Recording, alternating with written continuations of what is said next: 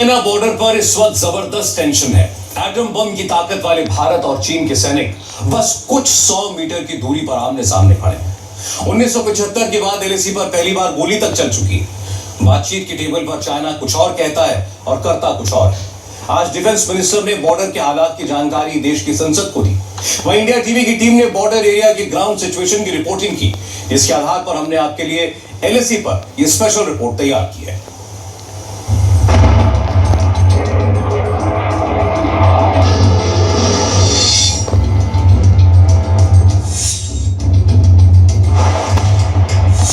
Gogra, Pangong lake north shore, Pangong lake south bank, Kanka pass, Galwan घाटी, hot spring, Spanggur gap.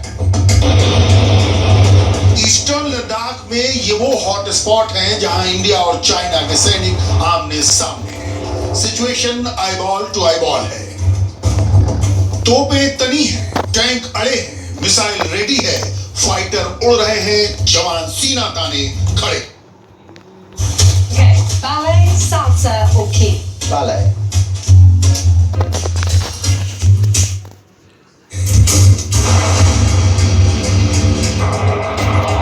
India China border पर अभी बहुत tension है। गोलियां चल चुकी हैं, खून बह चुका है। तो एनिमी पावर्स के 50 हजार सोल्जर्स डायरेक्ट कन्फ्रंटेशन की स्थिति में हैं। 1999 के बाद पहली बार इंडिया के बॉर्डर पर ऐसे हालात बने हैं। दोस्ती की आड़ में छुरा घोंपने वाला ड्रैगन अब हमारी जमीन हड़पना चाहता है। डिफेंस मिनिस्टर ने देश की पार्लियामेंट को बताया कि सीमा पर सिचुएशन कैसी है।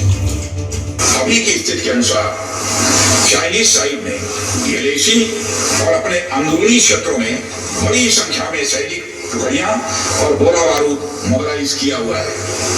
पूर्वी लद्दाख और गोगरा, कांकरा और पैंगोंग लेक का नॉर्थ और साउथ बैंक पर कई फ्रिक्शन एरियाज हैं। चीन की कार्रवाई के जवाब में हमारी आर्म फोर्सेस ने भी इन क्षेत्रों में उपयुक्त काउंटर डिप्लॉयमेंट्स किए हैं ताकि भारत की सीमा पूरी तरह से सुरक्षित रहे। मई महीने में इंडिया की जमीन पर कदम रखने की कोशिश करने वाले चाइना ने बॉर्डर पर अपने अंदरूनी इलाकों में पीएलए की 50 से ज्यादा बटालियन तैनात कर दी है। बदले में इंडिया ने भी एलएसी पर सैनिकों की, हथियारों की और रसद की खेप दर खेप पहुंचा दी है। लद्दाख के बॉर्डर एरियाज में सेना के रसद ले जाने वाले ट्रकों के काफिले अनवरत चल रहे हैं। भारत ने भी तैयारी कर ली है और यही वजह है कि हमने आपको तस्वीरें दिखाई थी किस तरह से हवाई जहाज के जरिए इंडियन एयरफोर्स के ट्रांसपोर्ट एयरक्राफ्ट के जरिए साजो सामान लाया जा रहा है। और अब मेरे पीछे आप देखिए कि किस तरह से उन साजो सामानों को, जिसमें कपड़े हैं, इसके अलावा खाना पीना है और सर्दियों में रहने के लिए जो तमाम चीजें चाहिए, उनको अब आगे एलएसी तक पहुंचाया जा रहा है। जो लंबी कतार आप देख रहे हैं फौज की गाड़ियों की, जो कॉन्वॉय है, धीरे धीरे आगे एलएसी की ओर जा रहा है, जो ये बताता है कि हमारी जो तैयारी है वो किस तरह से हो रही है। मिलिट्री की जबान में कहें तो इस वक्त इंडिया चाइना बॉर्डर पर मिरर सिचुएशन है। मिरर सिचुएशन को ऐसे समझिए। चाइना ने अपने 52,000 सैनिक वास्तविक नियंत्रण रेखा पर जमा कर लिए हैं, तो इंडिया ने भी अपनी 50 से ज्यादा बटालियन बॉर्डर पर तैनात कर दी है। पीपल्स लिबरेशन आर्मी ने लद्दाख की चोटियों पर अपनी सीमा में जैसे हथियार तैनात किए, ठीक वैसे ही आर्म्स एंड एम्युनिशन इंडिया ने मैच करते हुए एलएसी पर खड़ी कर दी। अब चीन ने बॉर्डर एरियाज पर मोर्चाबंदी की, तो उसके जवाब में इंडिया के सोल्जर्स ने भी स्ट्रेटेजिक रूप से इंपॉर्टेंट पीक्स जैसे कि ब्लैक टॉप या हेलमेट टॉप पर डेरा जमा किया। अब इंडिया और चाइना की सेनाएं एक दूसरे से बस कुछ मीटर की दूरी पर खड़ी हैं और एक दूसरे से मैचिंग ताकत के साथ खड़ी हैं। रक्षा मंत्री राजनाथ सिंह ने दो टूक शब्दों में कहा कि चाइनीज पीएलए का हेवी डिप्लॉयमेंट है, लेकिन भारतीय सेना ने भी 1:9 के रेशो में अपना रुख साफ करते हुए ऊंची ऊंची चोटियों को तो डोमिनेट किया ही, डिफेंसिव और प्रीएम्प्टिव एक्शन के तौर पर पूरी लाइन ऑफ एक्चुअल कंट्रोल के 826 किलोमीटर की घेराबंदी कर रखी है। और यही वजह है कि चाइनीज पीएलए के हौसले बिल्कुल पस्त हैं। 15 जून को गलवान घाटी में भारत और चीन के सैनिकों के बीच हिंसक संघर्ष के बाद दोनों देशों की सेनाएं कुछ पीछे हटी थी, लेकिन हालात तब बिगड़ गए जब 29-30 अगस्त की रात चीन के सैनिकों ने इंडिया में घुसपैठ की कोशिश की, जिसके बाद इंडियन आर्मी ने बॉर्डर के हर उस इलाके में फॉरवर्ड पोस्ट बना ली जहां से चीन की घुसपैठ का खतरा था।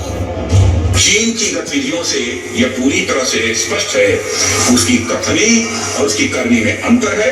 और इसका प्रमाण है कि जब इस कथन चल ही रहे थे चीन की तरफ से 29 और 30 अगस्त की रात को प्रोवोकेटिव माने उकसाने वाली, भड़काने वाली है सैनिक कार्रवाई की गई, तो चीन की तरफ से की गई, भारत की तरफ से नहीं की गई।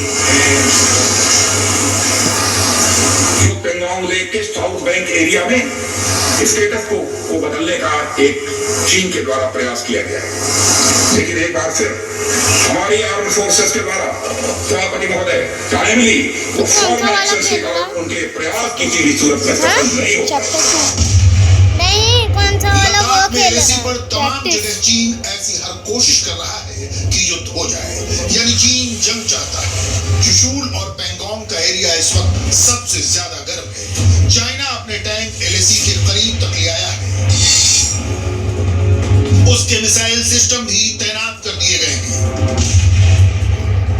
चाइनीज आर्मी लगातार ड्रिल कर रही है, तो इंडिया की प्रिपरेशन भी वॉर फुटिंग पर है। गोला बारूद रसद सबका पक्का इंतजाम हो रहा है। ये विंटर वॉर प्रिपरेशन है, जहां हिमालय की भयंकर ठंड के लिए तैयारी पूरी की जा रही है। आर्मी के साथ साथ इंडो तिब्बत बॉर्डर पुलिस भी पूरी तरह से विंटर के लॉन्ग हॉल यानी लंबे समय तक मोर्चाबंदी के लिए तैयार हो रही है।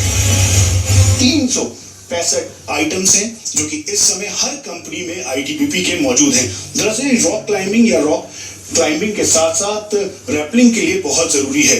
ये ठीक सामने पावर असेंडिंग मशीन है, ये 250 केजी तक का वेट एक साथ लिफ्ट कर सकती है, बैटरी बैकअप है और इसमें जो रोप है वो लगाई गई है।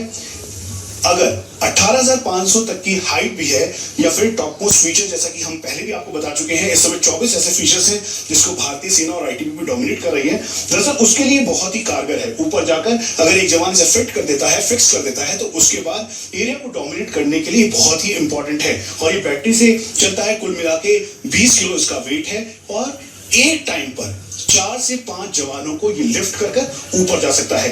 ये मैनुअल भी चलता है, उसके साथ साथ ठीक सामने रिमोट के जरिए भी इसको चलाया जा सकता है। इसीलिए हम आपको दिखा रहे हैं, ये वो सिस्टम है जिसके जरिए रिमोट से इसे ऑपरेट कर सकते हैं और मैनुअली भी ऑपरेट करते हुए जो ऊंची ऊंची चोटियां हैं उस पर जो जवान है वो पहुंच सकता है। ये तमाम वो 365 आइटम्स की लिस्ट है और वो है जिसकी वजह से इस समय ऊंची ऊंची चोटियों पर भारतीय सेना और आईटीबीपी के जवान हैं। क्रैश हेलमेट, रोप, उसके साथ ये ट्रैकिंग शूज, स्कार्पा शूज और सबसे ज्यादा इंपॉर्टेंट ये स्नो टैगर है।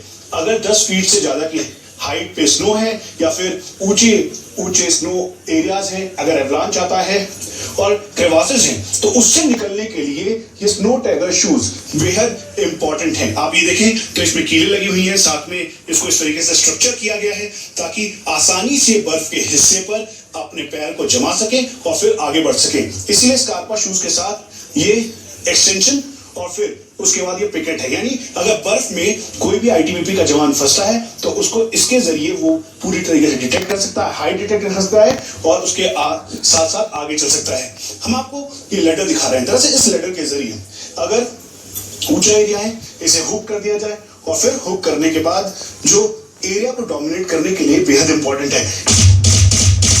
चाइना ने बॉर्डर पर जानबूझकर बखेड़ा खड़ा किया, लेकिन उसको अब ये हिमाकत महंगी पड़ने वाली है।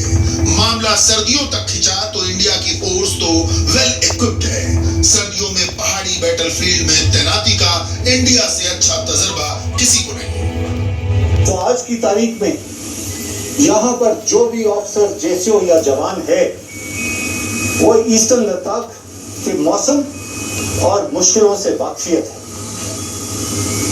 और क्योंकि वो यहाँ के मौसम और मुश्किलों से वाकिफियत है वो डरता नहीं है। हमारे सिस्टम इतने अच्छे हो चुके हैं कि आज कई फॉरेन कंट्रीज हमारे सिस्टम्स को अपना चुकी हैं या अपनाने की कोशिश में है। लद्दाख जैसी जगह में operational logistics fire and fury core के लिए बहुत मायना रखता है और पिछले 20 साल में हम इसको मास्टर कर चुके हैं। आपको समझना चाहिए कि इंडो चाइना बॉर्डर पर ऐसी नौबत आई क्यों।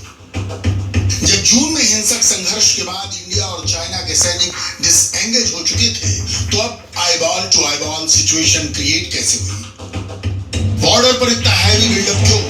इन सवालों के जवाब के लिए आप पूरी क्रोनोलॉजी समझिए। 15 जून को गलवान घाटी में हिंसक संघर्ष हुआ। 5 जुलाई को एनएसए अजित डोभाल और चाइना के स्टेट काउंसलर वैंग यी के बीच बॉर्डर पर डिसएंगेजमेंट को लेकर बात हुई। 6 जुलाई से इंडिया और चाइना की आर्मी एलएसी से 2-2 किलोमीटर पीछे गई, लेकिन चाइना ने इसके बाद बदमाशी शुरू कर दी। इंडिया के सैनिकों के पीछे जाने का फायदा उठाकर चाइना ने इंडिया के इलाके में घुसने की साजिश रची। 29 से 30 अगस्त की रात को इंडियन सैटेलाइट ने चाइनीज बॉर्डर पर पीएलए की साजिश के संकेत कैप्चर किए।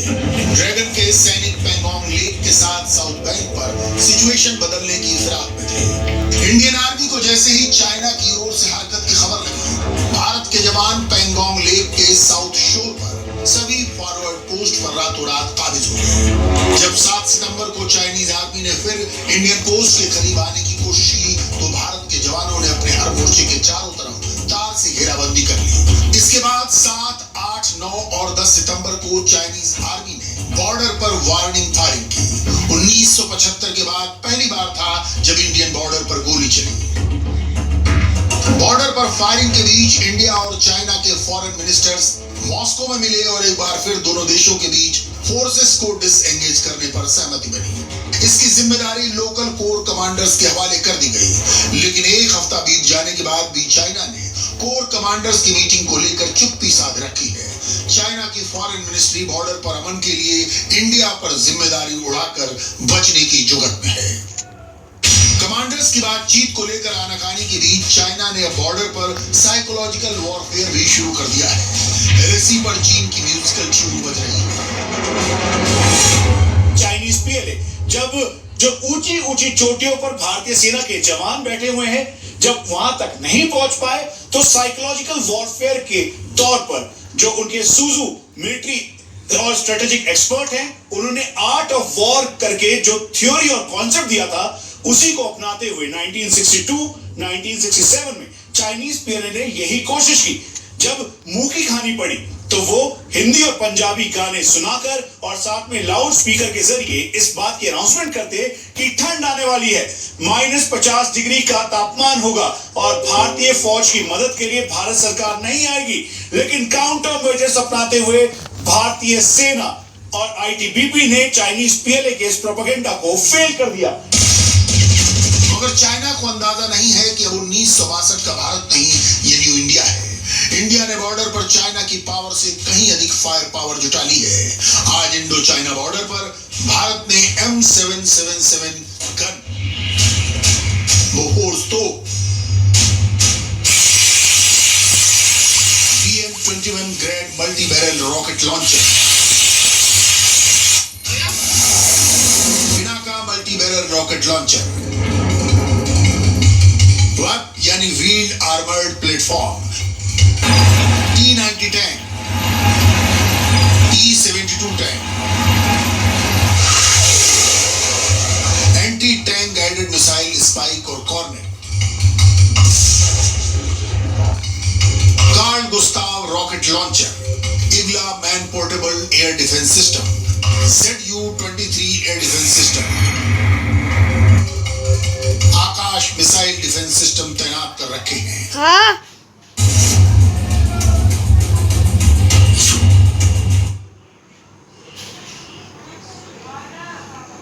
पापा खाना खाओगे? कह रहे नहीं। क्यों? मैं बस आ गया। पूछ रही है क्यों?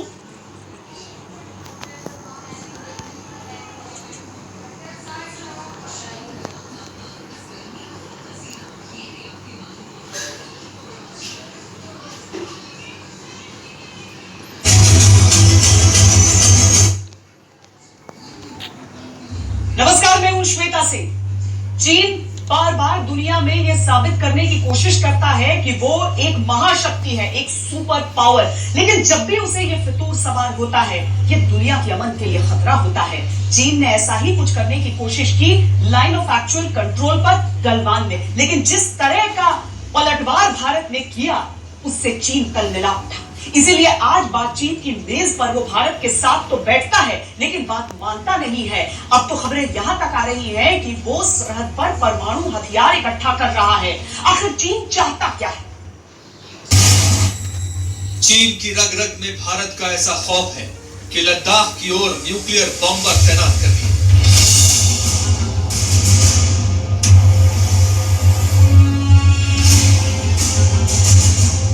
चीन के जहन में भारत का ऐसा डर है कि दिल्ली तक मार करने वाली मिसाइल टेस्ट कर डाली।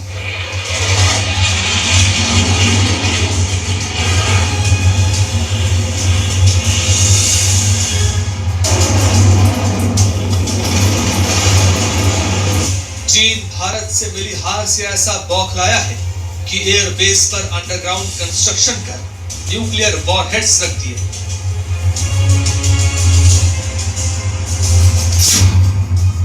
तो क्या गलवान में मिली शिकस्त से बौखला गया है चीन? Initiate Realme 5G Air. Core check.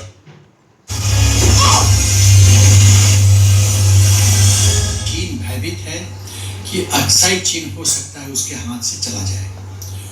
वो किसी भी हालत में अक्साई चीन को नहीं देना चाहता है। दूसरी बात है कि चीन की जो विस्तारवाद नीति है उस पे बहुत ही स्ट्रांग तरीके से हिंदुस्तान की हुकूमत ने और फौज ने स्टैंड लिया है।